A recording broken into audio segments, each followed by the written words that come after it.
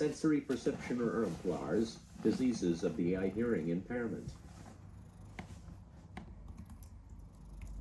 Normal sensory physiology assess sensory health using interviewing and physical assessment skills management of clients with alteration in sensory function. Normal sensory physiology assess sensory health using interviewing and physical assessment skills management of clients with alteration in sensory function. Sensation is the ability to perceive stimulation through one's sensory organs. Stimulus can be internal or external. Internal stimuli, kinesthetic, stereognosis, visceral. External stimuli, vision, hearing, smell, taste, touch. Perception is the ability to receive sensory input and through various physiologic processes in the body, translate the stimulus or data into meaningful information.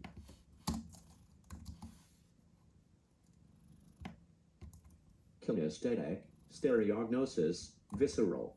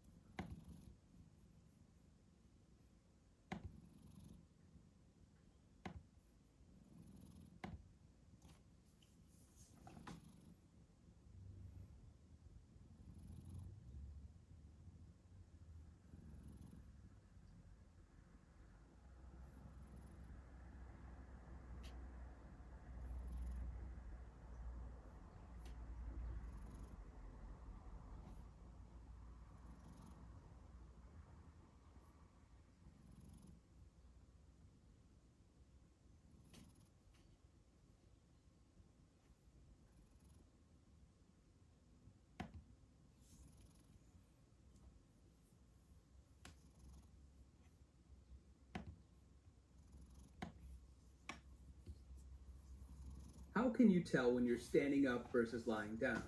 Is there a difference between movement and motion? These might seem like odd questions, but they are actually getting at some very important ideas about sensation and perception. The fact that we can stand up, balance, and walk is the result of specialized systems in our bodies. We are all familiar with the five main senses: sight, hearing, taste, touch, and smell. But we also have two additional senses: kinesthetic and vestibular. These senses are important to our movement and balance in different ways. In this lesson, we'll talk about kinesthetic and vestibular senses, what each of them does, and why we need them. Kinesthetic sense is basically the sense of movement. It's all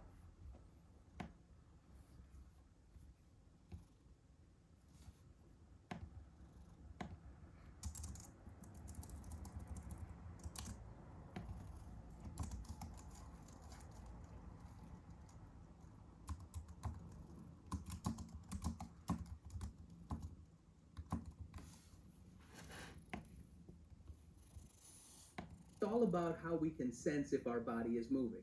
It's an awareness of our own body in terms of things such as where our limbs are currently resting. It's all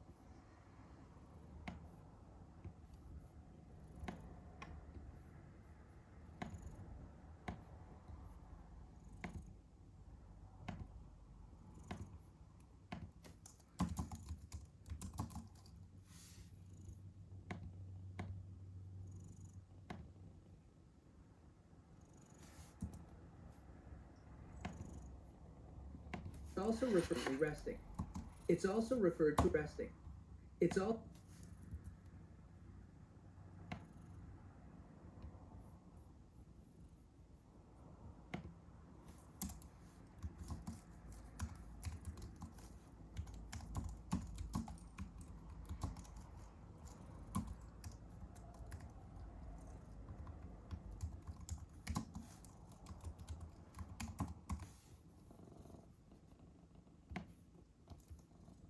resting. It's also referred to as muscle memory. For example,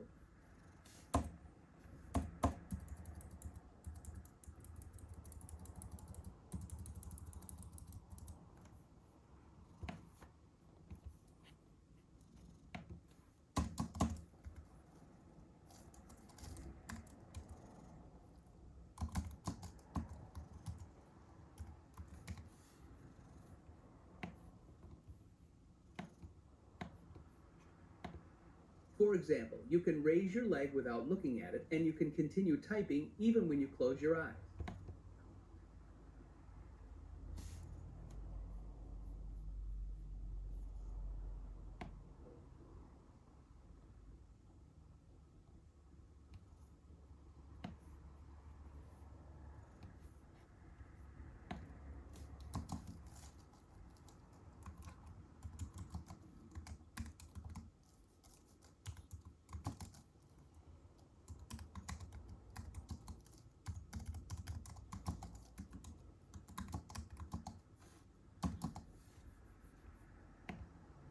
You can raise your leg without looking at it, and you can continue.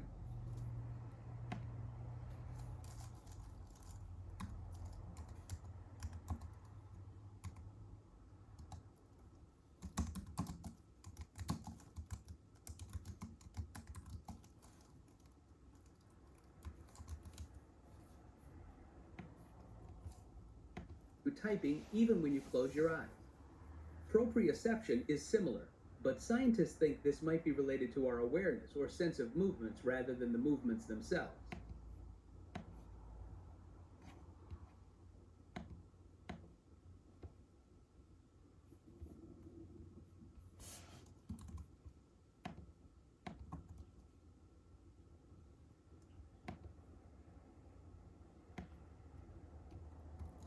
Stereognosis is the ability to identify the shape and form of a three-dimensional object, and therefore its identity, with tactile manipulation of that object in the absence of visual and auditory stimuli.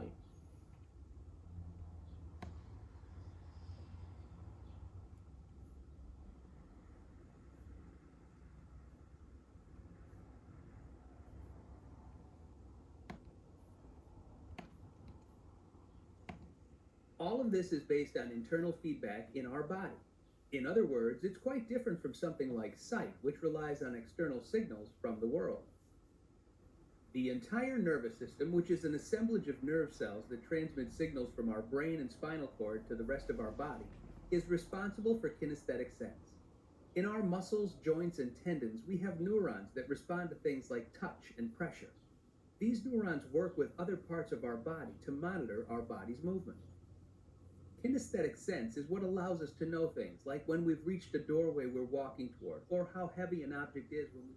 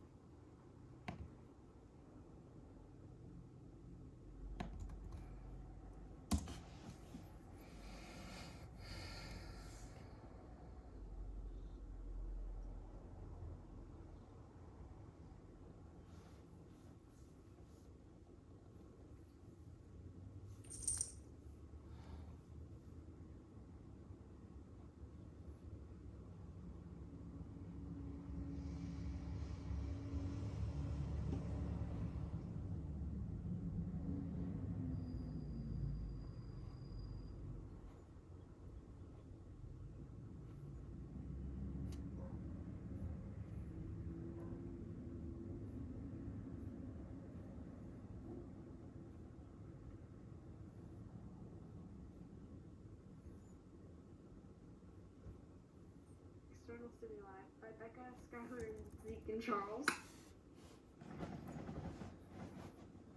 Internal stimuli is something within a person that you feel like hunger, thirst, fatigue, or pain.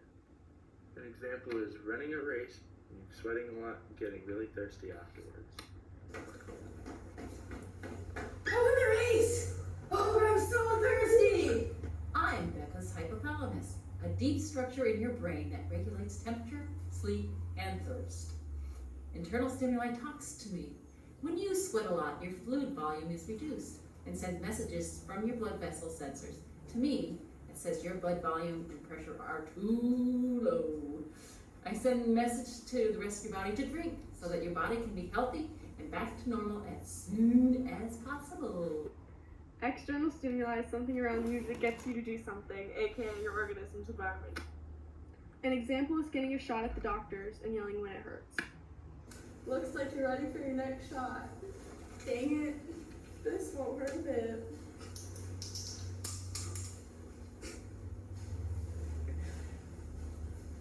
Ow! His brain. I talk to external stimuli. Most people agree crying out in pain is an evolutionary thing.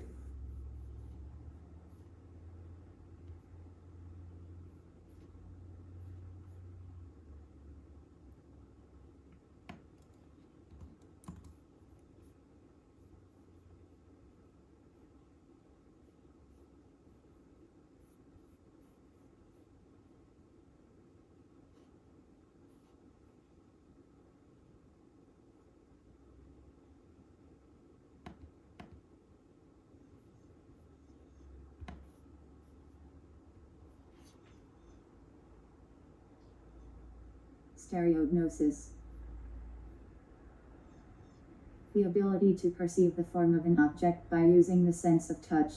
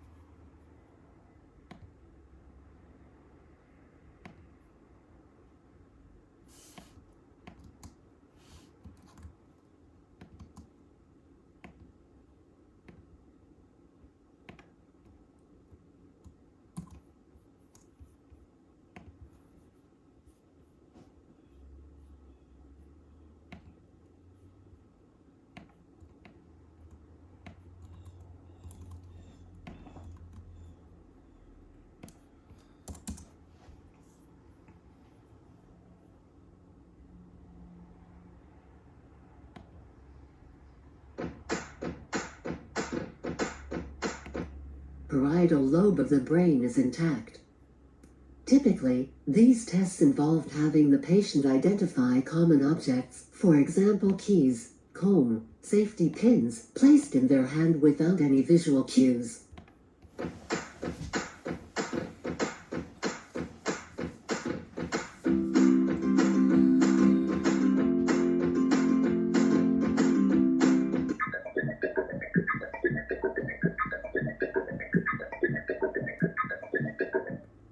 Stereognosis, also known as haptic perception or tactile gnosis, is the ability to perceive and recognize the form of an object in the absence of visual and auditory information, by using tactile information to provide cues from texture, size, spatial properties, and temperature, etc.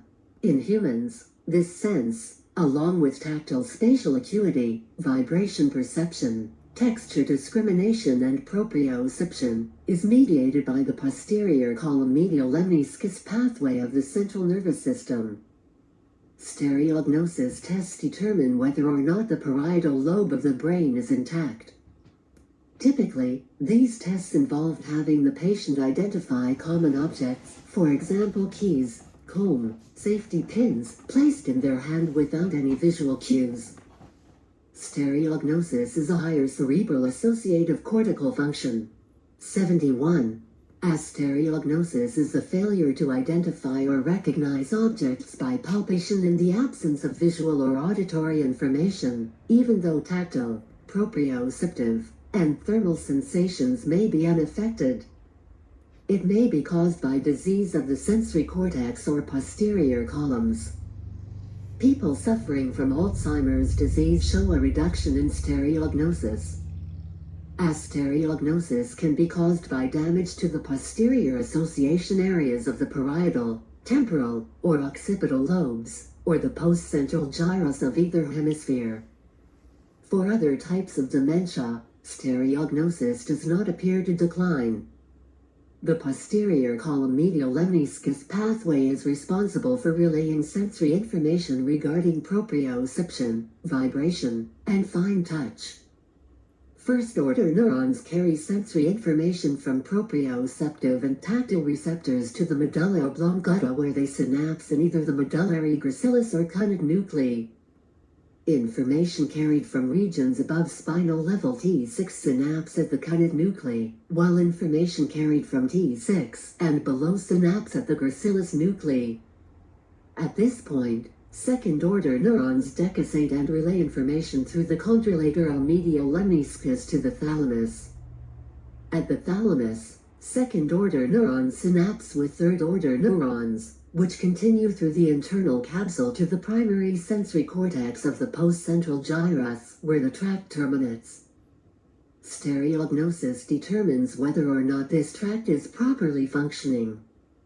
An individual who cannot properly identify an object using stereognosis could suffer from lesions in nerve roots, peripheral nerves, the spinal cord, thalamus, or primary sensory cortex. Because the posterior column medial lemniscus pathway travels through and relays information to these areas, a lack of proper sensation indicates a problem with this neural sensory tract. Administered tests and recognition of pattern sensory loss can identify lesions in particular nerves or areas.